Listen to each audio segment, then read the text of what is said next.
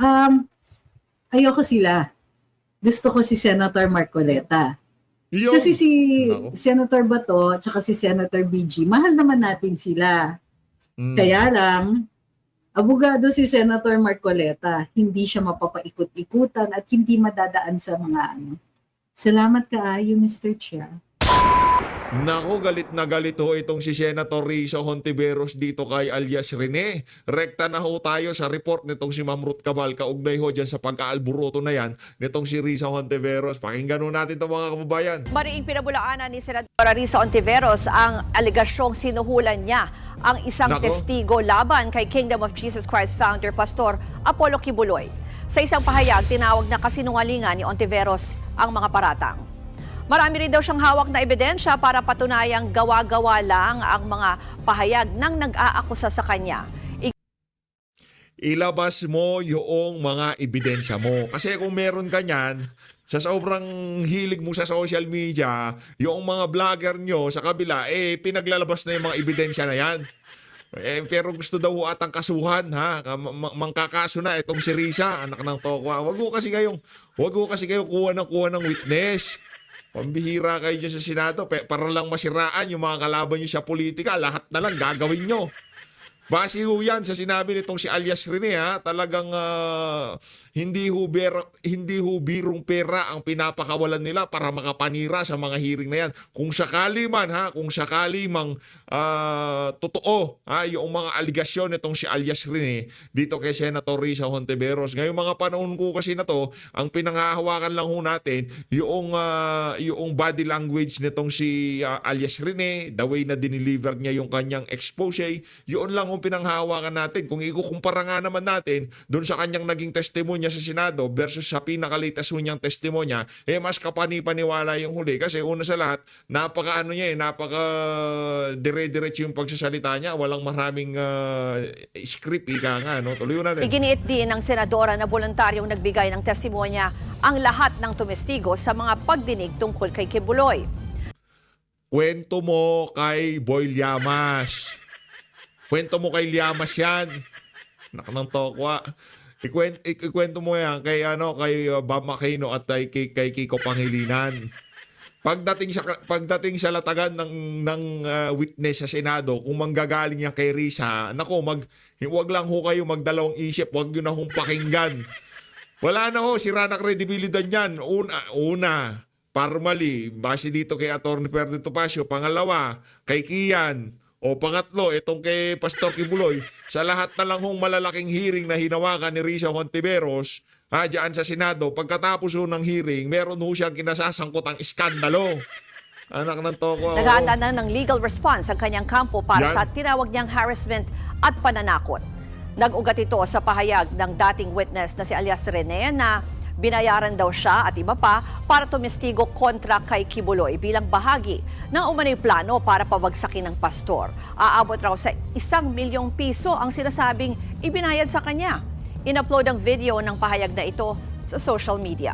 Ayun na nga mga kababayan, ano hong masasabi nyo sa naging tugon nitong si Risa Hontiveros? Ito ho yung tugon niya na yan. No? Mamaya ho kay Atty. Trix tayo. No? Basahin lang ho natin ang banat nitong si Senator Risa Hontiveros dito kay alias Rene. Ito ang sabi niya dito sa post niya na to. Punta ho kayo sa kanyang FB page, tapos i-click nyo lang ho yung ABS-CBN na yan. No? Base ho dito sa post ng ABS-CBN, Manila Sen Risa Hontiveros said she was preparing serious legal response against an alleged witness who claimed he was paid by the lawmaker to give false testimony against Pastor Kibuloy, former President Rodrigo Duterte, and Vice President Sara Duterte during Senate hearing last year. Ito mga kababayan, we are preparing our serious legal response. Yan sinasabi ko, alias Rene. Huwag ka muna magpakita. Response against this act of harassment and intimidation.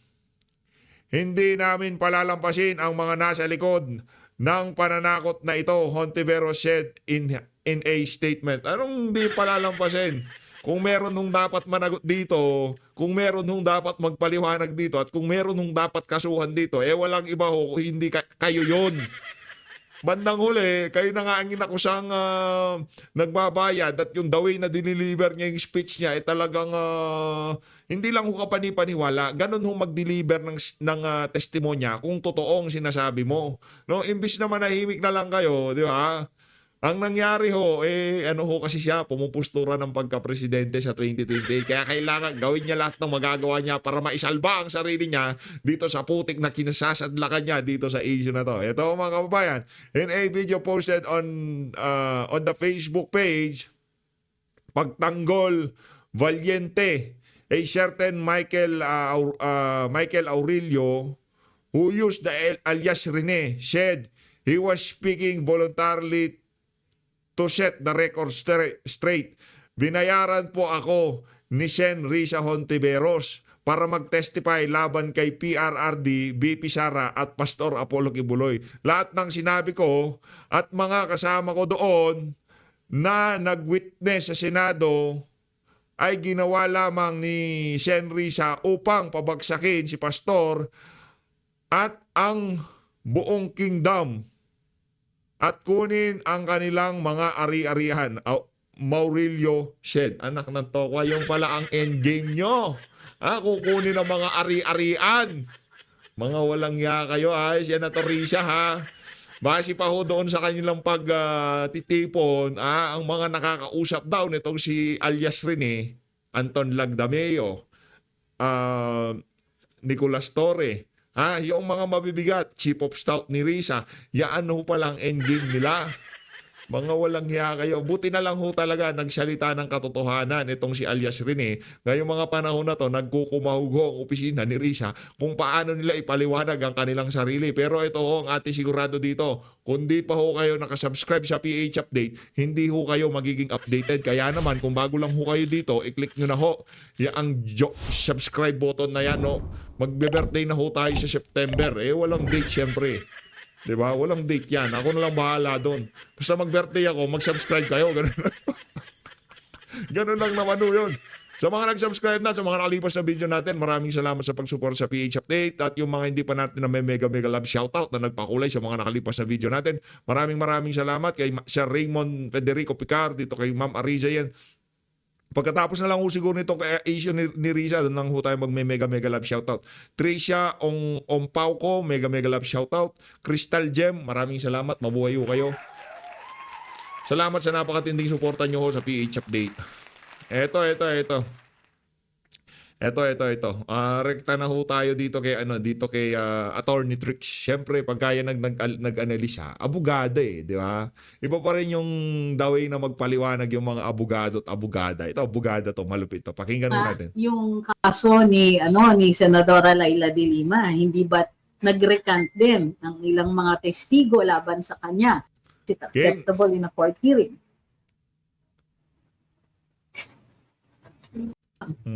Game.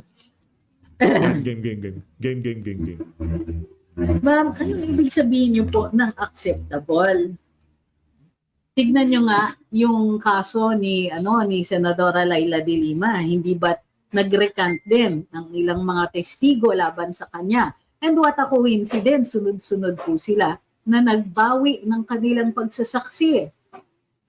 Pag sinabi ninyong is it acceptable, anong ibig sabihin ninyo?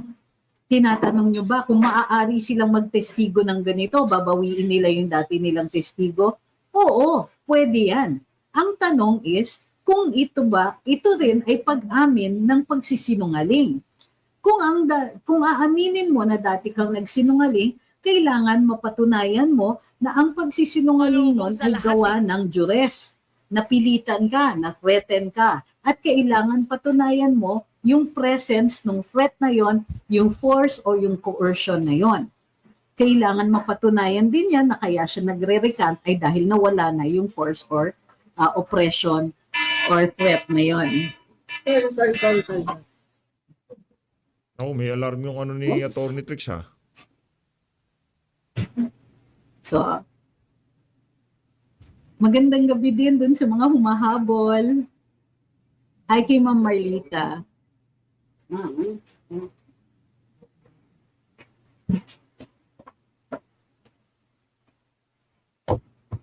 I think he was suspended for this post. Hindi po tayo siguro dyan, pero pinost niya po yan sa X. Ngayon, uulitin natin ha, kailangan maliwanag sa lahat. Ito po ay salita ng isang panig pa lang. Nakita na natin din yung statement ni Senadora Risa Hontiveros at sinasabi niya naghahanda siya ng legal na response dito sa mga alegasyon ni alias Rene. Ang mahalaga dito ay makita natin kung saan ipipresenta itong Yan. pagbawi. Kung ito ay mapipresenta o napresenta na sa hukuman, may halaga yan talaga. Kasi kung maaapektuhan niya ang outcome ng mga kaso.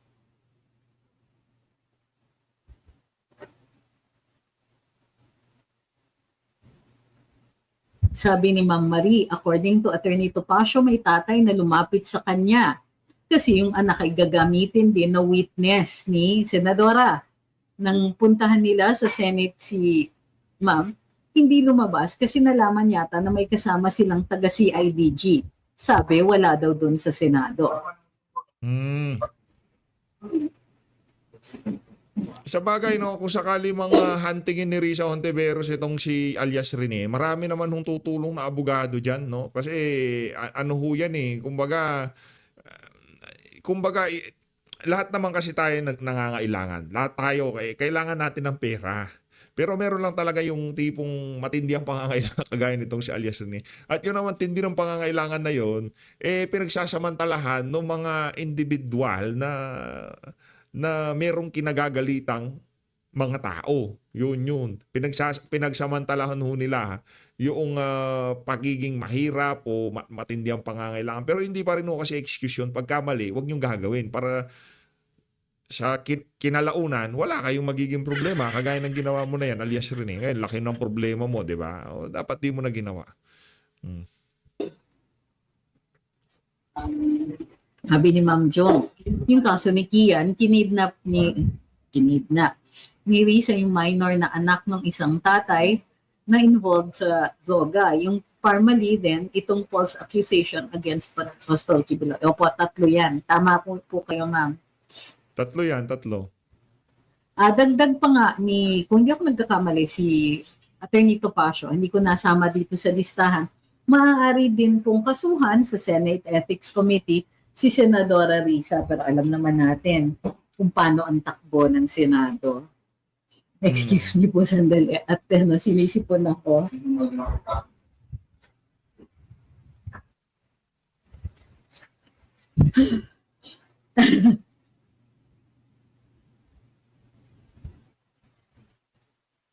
Si Sir Ramelo ay nanonood from Bigos, Mindanao. Magandang gabi din po, Sir Rans. Ma'am Ann Georgie, maraming salamat po sa inyo. Ay, kay Damon, magandang gabi. Sir Jake, andito kayo. Sabi ni Virgo, baka i-contempt na naman yan ng Quadcom. Senado po ito. Kung sakasakali, baka ipatawag rin siya sa Kongreso. Kung sakasakali lang. Magbubukas na naman sila ng investigasyon dyan. Buti na lang, tapos na po. At malapit na pong mag-officially sara ang 19th Congress, which is on the 30th. Mag-umpisa na po ang 20th Congress sa July 1. So hindi tayo sure. Ano ba? Baka buhayin na naman ang Quadcom at Tricom. Parang ang dating nga bubuhayin niya ang Quadcom. Parang bubuhayin na ho ang Quadcom. Yun ang ating yun ang nanonostra natin. Kasi base sa kung sakaling si Tamba pa rin ang speaker, malamang sa malamang, tuloy-tuloy ang kabalbalan ng mga congressman dyan. Tuloy-tuloy yan. Pero pagka napalitan ng speaker, matitigil lahat ng kabalbalan na yan. Ititigil ho nila yan. Mataas ang chance na matitigil.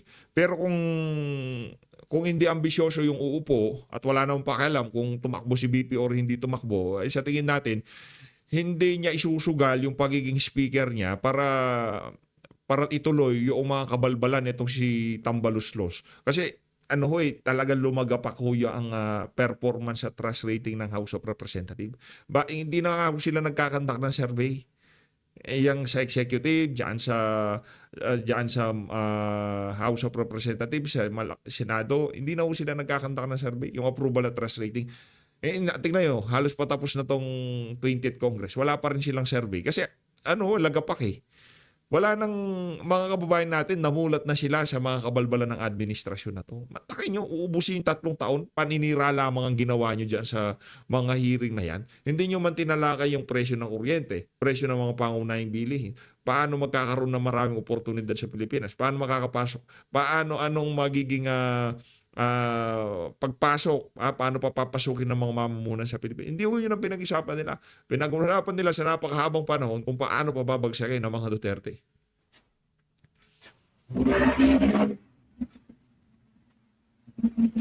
Sabi ni Romeo, maraming nagtatanong, why just now?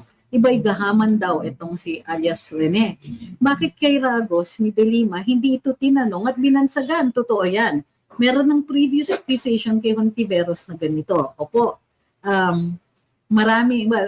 pangatlo na daw di umano itong insidente na ito. So, Kian, Farmally, at ito na nga kay Pastor Kibuloy. Tama si Ma'am John. So, ang katanungan, bakit ngayon lang? Madali po kasing sagutin yan. Maaaring sabihin ni alias Rene na ngayon lang po nawala yung threat o yung possible oppression o yung pananakot kung meron man doon kay Senadora. And by the way, kahit sabihin nilang gahaman, that's still a valid reason para magbago ng testimonya. Kasi either sinuhulan siya o tinreten siya. So kung sabihin niya, sinuhulan po ako, well, that doesn't mean hindi siya liable ha. Pero yung pag-threaten, yan po ay maaaring makabawas menos sa liability niya doon sa krimen ng perjury. Kasi under oath siya nun eh.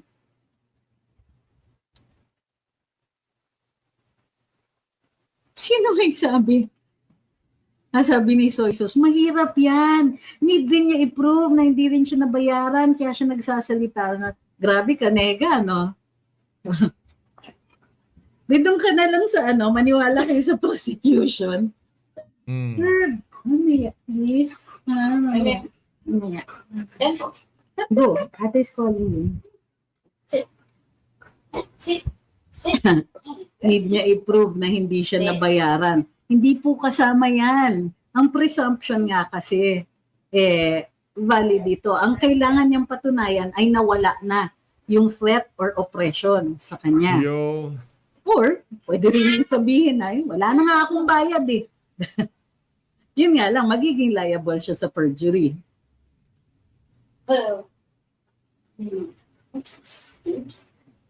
Sabi ni Arman, correction, hindi si Virus ang naghahanda, yung taga-bulong ang naghahanda, inaapura niya. Uy, grabe kayo.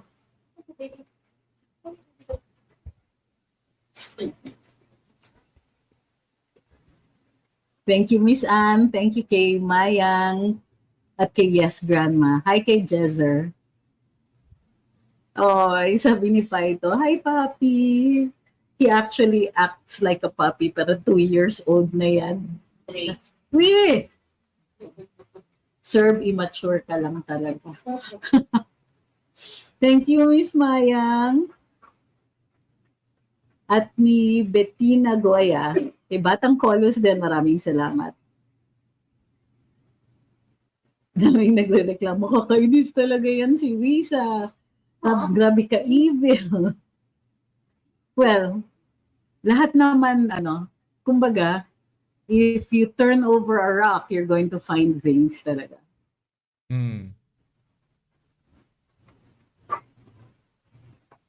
Sabi ni Sir Henry Prenya, tanim fake witness. Kapal ng mukha mang ako sa mga peke naman palang mga testigo. Well, para sa akin, yung mga why only now, kasi gusto nilang i-build up si Senadora Risa, sasabihin nila, ay, kaya siya tinitira kasi potential presidential material siya for 2028. Nako po.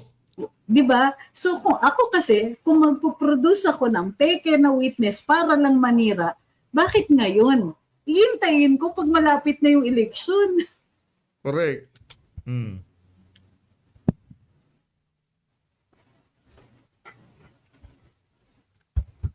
Yun, sabi ni Ma'am Raquel, good evening, umiiyak po yan si alias Rene sa hearing, parang yung babae sa hearing sa Congress na nag-DNTPRD umiiyak habang nagbabasa ng salaysay. Oo, sabi nga ni alias Rene sa kanyang video, naiyak siya kasi alam niyang hindi totoo.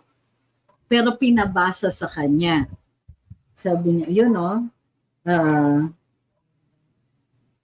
nakonsensya siya kaya naiyak siya. Bukod pa doon sa isang condominium kung saan siya pinatira habang nagbibigay siya saksi doon sa Senado. Kasama daw niya sina Matobato at ibang mga witnesses sa EJK. I wonder. Sabi ni Free Case, kung magkakataon by the 20th Congress ay maireklamo sa ethics si Virus 23 na lang uli ang senador kung magsaksi. Malabo. Wag na ethics, ano na lang, hindi kahit na hindi mangyayari 'yon. Hindi ibebenta ng mga senador yung kapwa nila senador. Yun no sigurado doon. Sila kasi pagka dyan, sila nag-uusap eh. Hindi naman pwedeng kastiguhin nila yung isa, di ba? Sila yung maging dahilan. Kung mangyari, first time, yung pagkakaalam natin, wala pang nadali dyan sa ano na yan, ethics na yan. Naghaing yan si Gordon, yan si Trillanes, pero walang nangyari. Kalokohan o yan.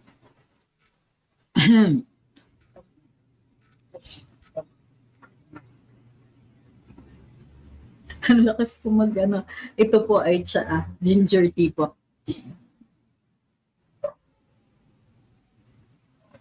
Ay.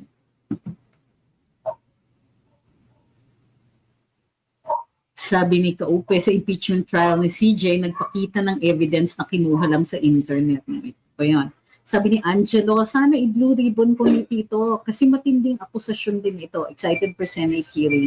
Paano i-blue ribbon? Nasa 19th Congress pa lang tayo. Patapusin niyo muna yung 19th.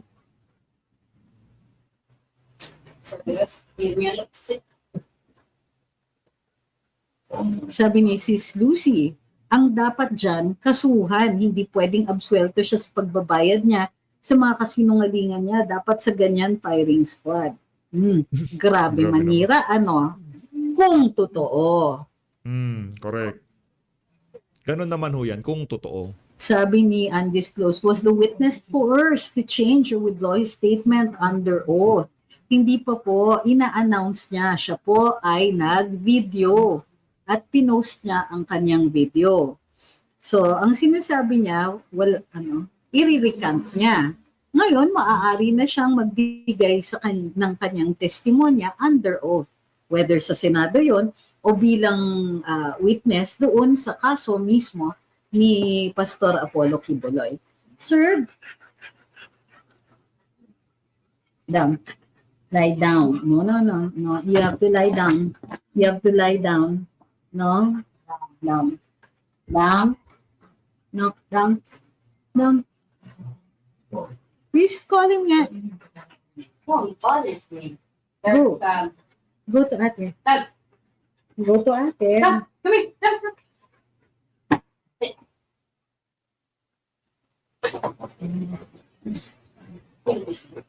Sabi ni Ma'am Fleur, grabe talaga, di ko ma-imagine may mga ganyang kasamang tao pala talaga.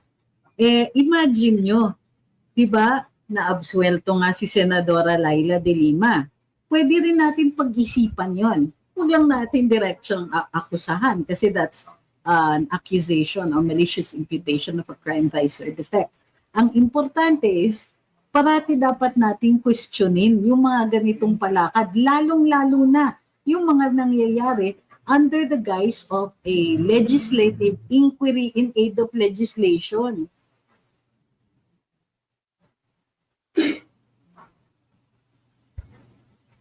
Sabi ni Ma'am Vivian, di ba po, dapat magkaroon ng Senate inquiry tungkol sa tanim witness? Opo, ma'am, pero tapos na po ang mga session, di ba? Adjournment sine die na. Di ba? Tika muna, ma'am. Nagta-transition yung Kongreso. I get it na excited kayo kasi dapat nga sinesenate investigation ito. But there are two questions there. Number one, sige. Ngayon na lumabas ito, pwede bang i-bring up ito sa 20th Congress? Pwede. Okay. Pwedeng doon. Pwede nga siyang kasuhan sa Senate Ethics Committee eh.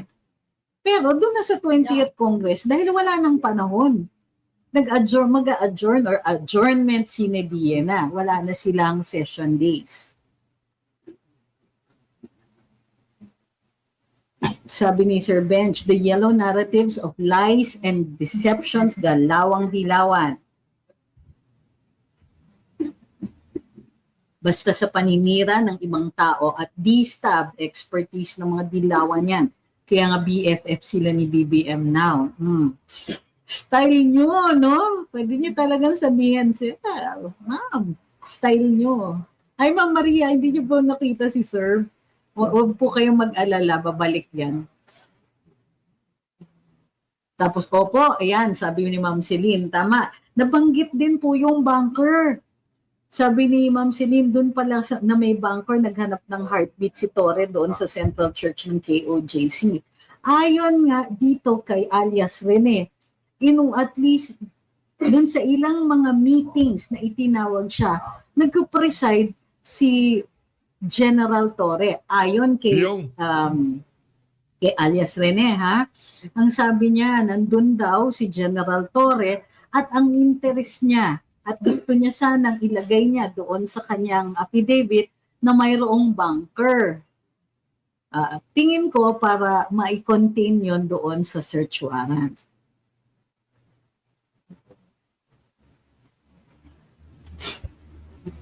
Hindi ba nga at pinadagdag sa kanya yung narration na andun daw siya sa Glory Mountain, doon daw siya nagtatrabaho, tapos nung minsan daw, dumating si PRD, kasama si Senator Bongo, I think kasama din si Senator Bato, andun sila, tapos dumating daw si VP Inday Sara, may dalang isang sako ng barel, parang ganon, or meron silang binili na isang sako ng mga barel. Nakakaloka. Sabi ni Vin, mukhang matibay ang ebidensya against Contiveros sa mga binayarang witnesses. Kasi hinamon nga ni Attorney Topacio si Contiveros, nakasuhan siya ng libel.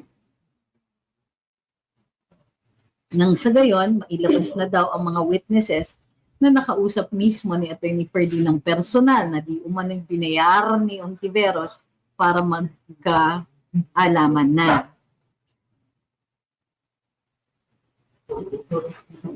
Sabi ni Sis Lucy, how can we believe him now? For sale ang pagkatao niya. Ma'am, okay. Ito matagal ko nang sinasabi. Oo, totoo yon kasi mayroong dalawang statements na magkasalungat. So at least one of them is a lie. And ibig sabihin, nag-lie siya talaga. Ngayon, sinasabi rin po ng batas, kapag ikaw po ay napilitan dahil may threat sa'yo o tinethreaten ang mga mahal mo sa buhay, ito po ay acceptable. Kumbaga, yan po ay maaaring tanggapin bilang ebidensya na ikaw ay napilitan lamang magsabi ng hindi totoo nung una. So, ito ang tanong ko, Ma'am Sis Lucy, bakit ayaw ninyo? Diba? Bakit ayaw ninyong paniwalaan itong taong to? Pero tinatanggap nyo ba yung pagtetestigo laban kay Laila de Lima na ganun din po, inatras din. At ilang witnesses yan ha, malaking coincidence. Tinatanggap nyo po ba yan?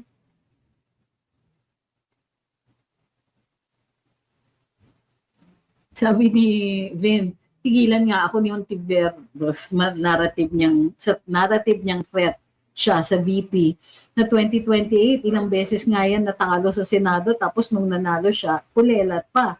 Pero sa bagay, maganda din tumakbo siya sa 2028 para sure win si VP.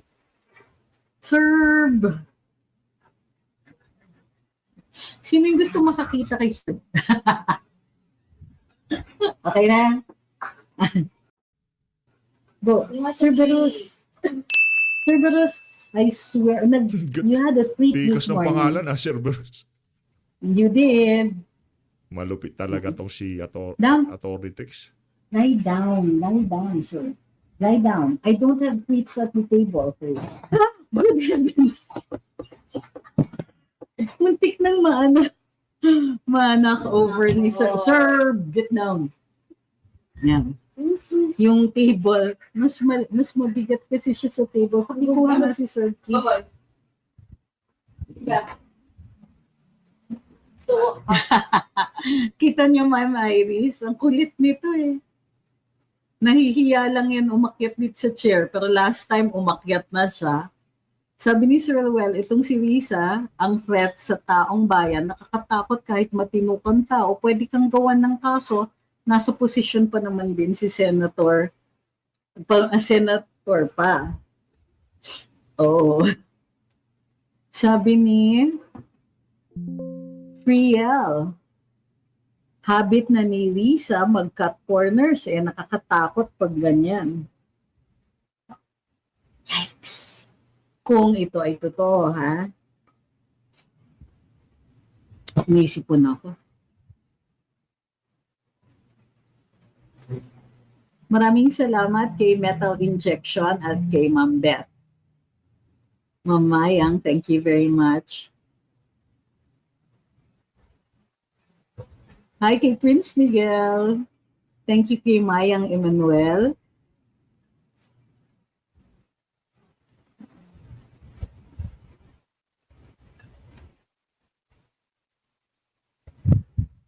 Ay.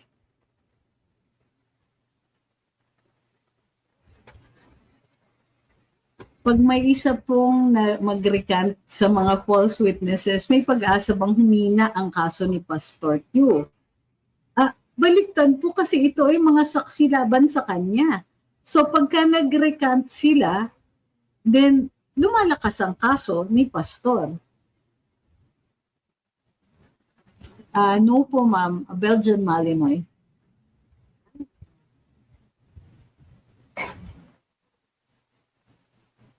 Sabi ni Rafi, sana sa 20th Congress Bato or BG will head the Senate investigation on this tanim witness thing ni Risa.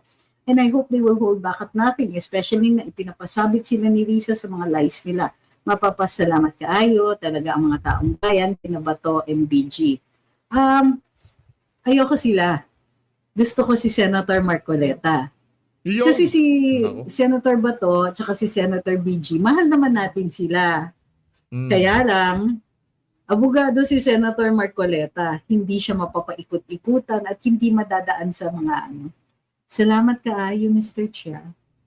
Sang-ayon ho tayo doon na si Senator Rodante Marcoleta ang manguna diyan sa investigasyon na yan. Kasi ano naman to kung sakaling investigahan, para to sa interes ng publiko, para malaman, tsaka mabigyan na ng in aid of legislation, na yung mga magsasalita sa Senado talagang dadaan sa tamang vetting process ng mismong Senado.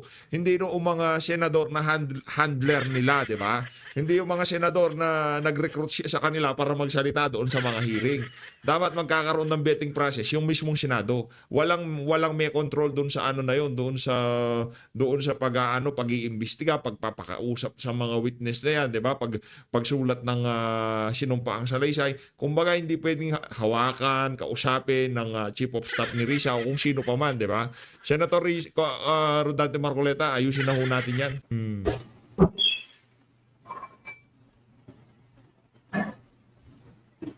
Sabi ni Oni, siguro naman legit yan kasi detalyado ang kwento ng witnesses, kilala niya ang pagkatao ni Risa. Ako ay assume so. Ngayon dun sa mga nababahala na syempre nag-lie na siya dati, paano natin alam na hindi siya naglalay ngayon? Kasi wala namang iba. Kung yung isa lie, ito yung katotohanan. These are complete opposites of each other so that the truth of one will be the falsity of the other. Ngayon, may mga instances talaga na tinatanggap ng hukuman ang recantation. Depende na yan sa ebidensya na ipipresenta. Hindi komot may recantation, ibig sabihin hindi yan tatanggapin ng court. Ma'am Vivian says, si Herbert Polanco din po ba ay binawi ang testimony niya laban kay Laila de Lima? nadala lang po nung nag-testify, talagang tunay. Lahat ng witnesses halos laban kay Laila de Lima nag-recount. Sabi ni Ma'am Christine, can we all feel the hard sell of Risa as a presidentiable? Perish the thought that she ever gets to that position. Never forget, kahit manahimik, bait-baitan pag-campaign, don't forget her sins to the PH. Sabi ni Patato Tini, Risa should never have won a Senate if not for the late Senator Miriam, who said that she should be in the Senate. This is besides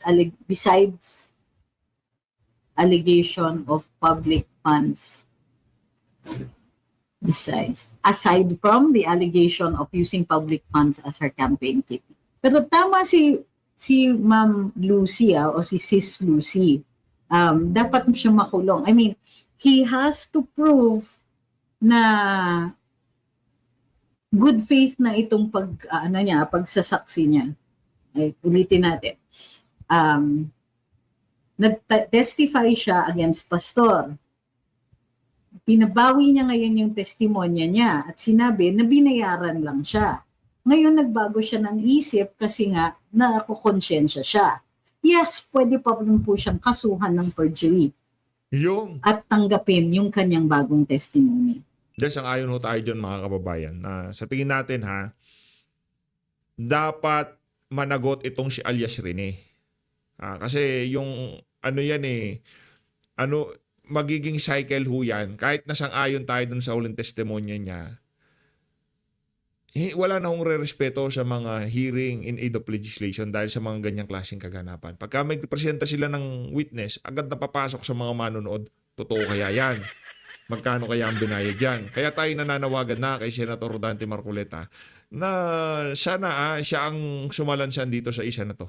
Maraming pangalan ang nasisira, di ba? Maraming mga kalokohan ng kumakalat sa social media at mainstream media dahil sa mga ganyang klaseng witness. Kaya naman, Senator Rodante Marcoleta, kung nakikinig man ho kayo, baala na ho kayo dyan. Siyempre, di ba? Tama naman si Attorney Trix. Magaling si Senator Bato at Senator Christopher Bongo. Kaso, dito sa isa na to, pagdating sa pagsasalansan, abogado dapat ang tatrabaho. At walang iba kung hindi iyang si Senator Rodante Marcoleta.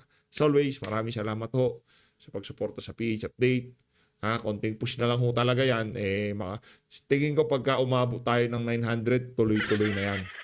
Diba? Tutulong na talaga yung mga kasama natin dito sa PH Update para pa 1 million yan. Pagka na pa 1 million yan, kung saang sa bagay, kahit naman di tayo mag 1 million, kung saan bansa pupunta si Tatay Digong, pupunta to tayo dyan. Di lang sa dahig, malayo yun.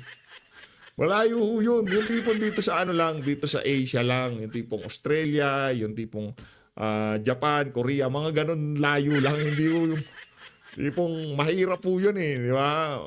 Mapapakita naman natin ang suporta natin kay Tatay Digong dito sa PH Update. Pero kung kaya nating magpunta ng personal, nagka-interim release siya, magtulungan ho tayo. Suportahan niyo ho akong magkaroon ng lakas ng loob.